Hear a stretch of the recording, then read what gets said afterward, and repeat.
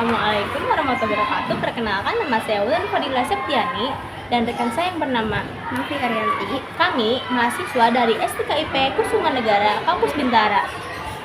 Saya ingin mewawancari seorang guru di SDN 5 Margahayu, Bekasi Timur. Dan beliau juga Ketua PGRI Kecamatan Bekasi Timur untuk memenuhi tugas mata kuliah ilmu pendidikan, yaitu diberi tugas oleh dosen pengampu Pak Ilmi. Assalamualaikum warahmatullahi wabarakatuh. Bapak, di sini saya ingin mewawancarai seputar tentang profesi Bapak, yaitu sebagai guru, dan saya juga izin meminta waktunya untuk mewawancari Bapak. Apakah Bapak bersedia? Ya, bersedia, silakan. Baik, saya ucapkan terima kasih atas waktu dan ketersediaannya. Boleh Bapak perkenalkan diri terlebih dahulu agar saya dan rekan saya mengenal Bapak lebih jelas. Baik. Nama saya Cece Durrahman SPD, guru kelas 6 di SDN Margahayu. Sudah berapa lama Bapak mengajar di sini? Kurang lebih 28 tahun. Oh, cukup lama ya Pak. Lama sekali. Saya akan mulai ke pertanyaan pertama. Apa sih motivasi Bapak dan alasan ingin menjadi seorang guru, terlebih lagi menjadi guru di sekolah dasar?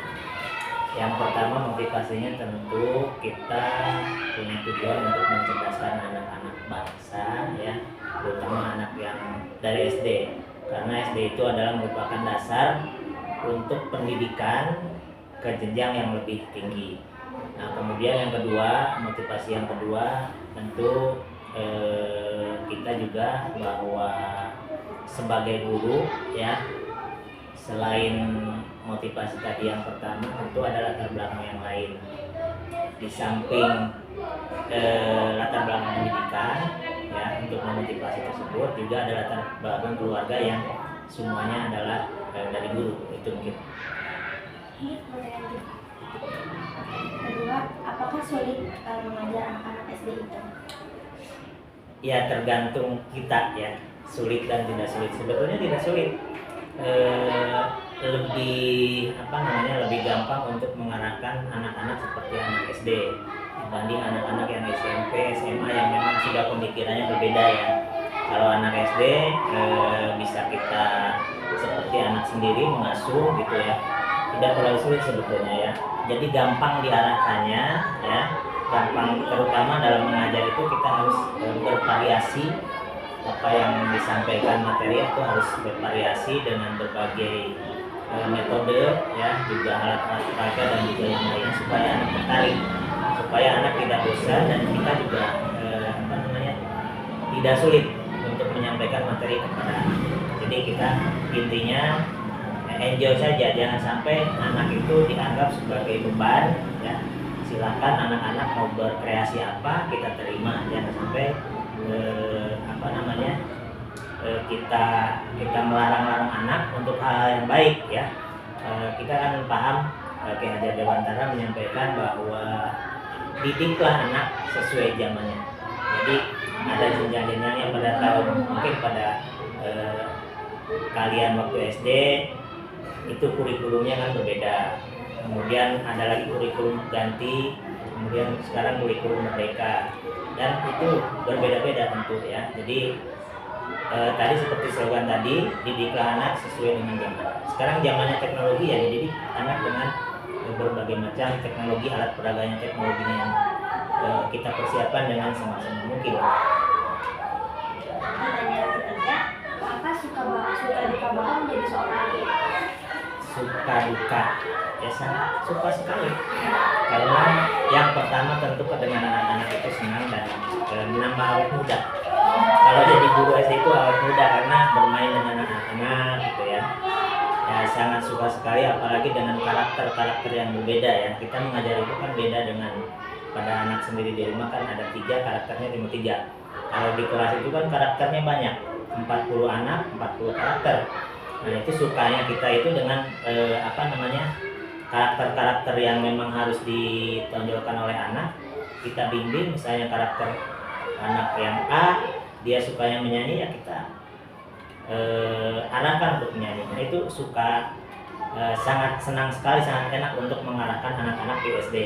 kan beda dengan yang SMP SMA tadi saya sampaikan. Jadi suka dukanya ya mungkin kalau anak-anak SD kan masih bisa diarahkan, jadi kita enak untuk mengarahkan anak-anak, tidak terlalu sulit seperti anak SMP SMA yang sudah kritis dengan pertanyaan-pertanyaan yang memang lebih ke anak dewasa.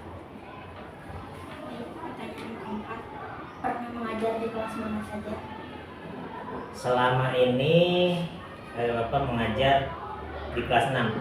Dari awal mengajar di sekolah ini di kelas 6. Belum pernah mengajar di kelas rendah.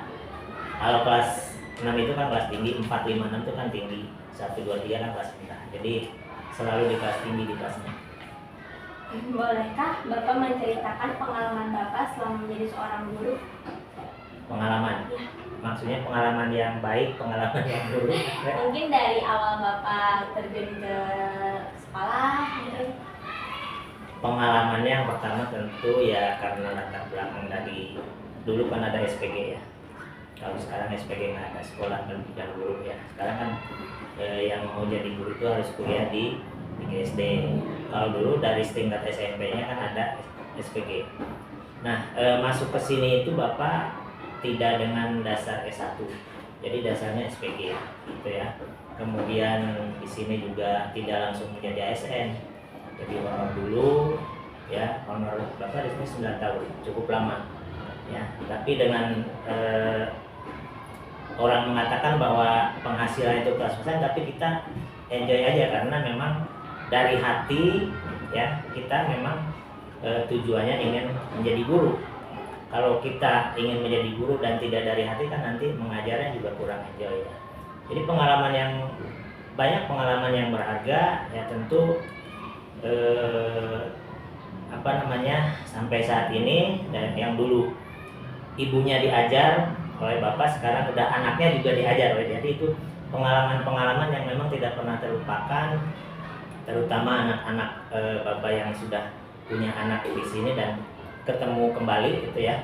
Jadi itu merupakan pengalaman yang memang tidak bisa dilupakan. Kemudian pengalaman yang lain mengajar anak itu yang paling kita ingat ya. Satu, anak pinter, yang kedua anak yang bandel, yang ketiga anak yang memang sangat kurang.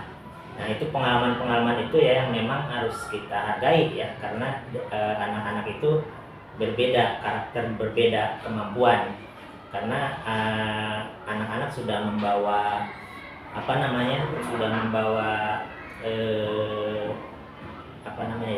kalau yang dari lahir itu ada hard skill, life skill kan, itu udah dibawa dari lahir dan memang kita harus kembangkan ya.